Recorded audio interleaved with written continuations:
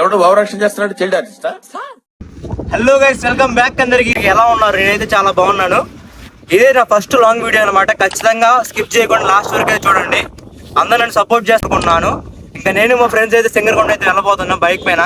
ఇంకా నేను మా ఫ్రెండ్స్ సింగర్కొండ అయితే స్టార్ట్ అయ్యాం. ఈ సింగర్కొండ మా ఊరు నుంచి ఒక 19 కిలోమీటర్స్ దాకా ఉంటుంది. ఇదే నేను చదివిన స్కూల్ కమ్ కాలేజ్. ఈ వ్యూ మాత్రం చాలా అంటే చాలా బాగుంది.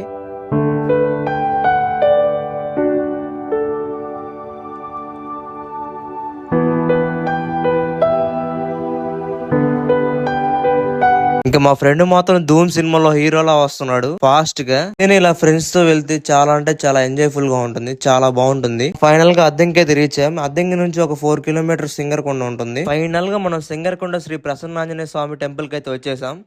ఈ సింగర్కొండ శ్రీ ప్రసన్నాంజనేయ స్వామి దేవస్థానంలో ఈ ఆంజనేయ స్వామి విగ్రహం మాత్రం చాలా అంటే చాలా బాగుంటుంది. ఇది సెంటర్ ఆఫ్ అట్రాక్షన్ అని చెప్పొచ్చు ఈ టెంపుల్ కి. ఈ విగ్రహం వచ్చేసరికి 99 అడుగులు ఉందన్నమాట.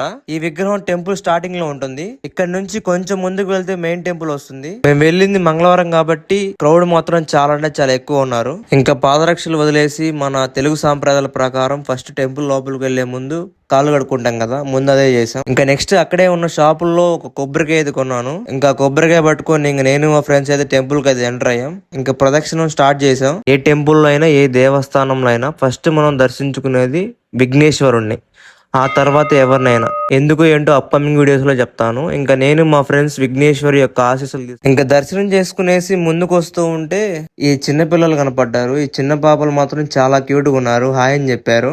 ఈ టెంపుల్ లో ఈ ఆర్కిటెక్చర్ మాత్రం చాలా వండర్ఫుల్ గా ఉంది, చాలా అంటే చాలా బాగుంది. ఇంకా అలా ప్రదక్షిణలు అయిపోయాక కొబ్బరికాయ అయితే కొట్టాను.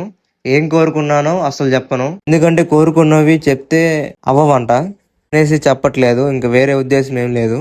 అలా కొబ్బరికాయ కొట్టేశాక గర్భగుడిలోకి వెళ్ళాము. ఇంకా అలా కొబ్బరికాయ కొట్టేశాక గర్భగుడిలోకి వెళ్ళాము. గర్భగుడిలో మాత్రం చాలా పీస్ఫుల్ గా ఉంది.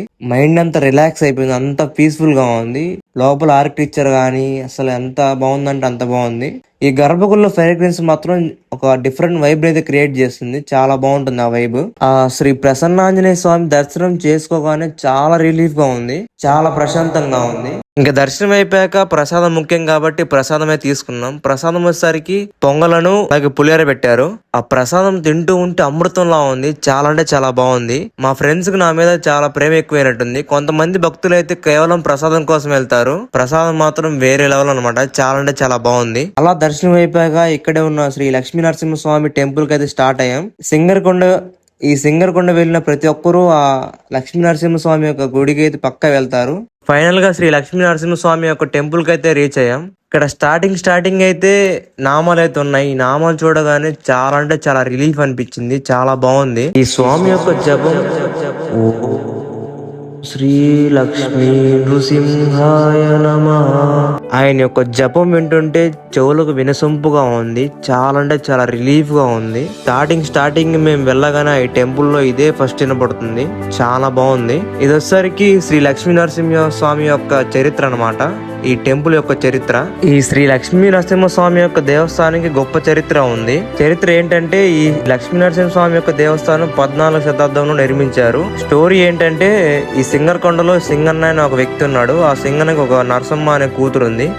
ఈ సింగన్నకి ఒక ఆవుల మందే ఉంది. ఆ ఆవుల్లో ఒక ఆవు రోజు ఈవినింగ్ పూట పాలు ఇవ్వడం లేదు. ఏంటి ఈ ఆవు పాలు ఇవ్వడం లేదని ఒక రోజు ఆ ఆవు వెమ్మట వెళ్ళాడు అనమాట.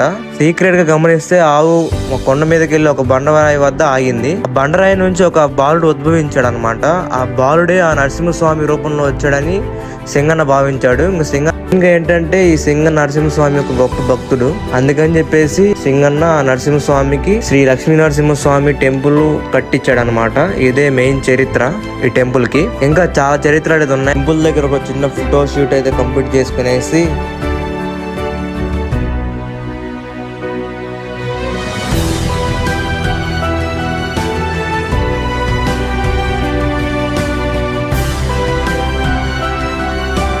ఇంకా అద్దెంకి అయితే స్టార్ట్ అయ్యాం.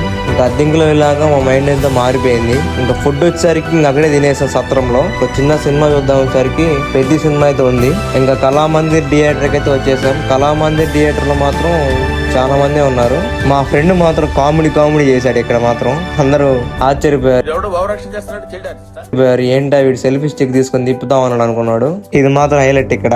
ఇంకా ఫైనల్ గా థియేటర్ లోకి అయితే ఎంటర్ అయ్యాం. థియేటర్ మాత్రం చాలా అంటే చాలా బాగుంటుంది. అద్దెంకులో ఈ థియేటర్ ఏమోసరికి కళామందిర్ థియేటర్.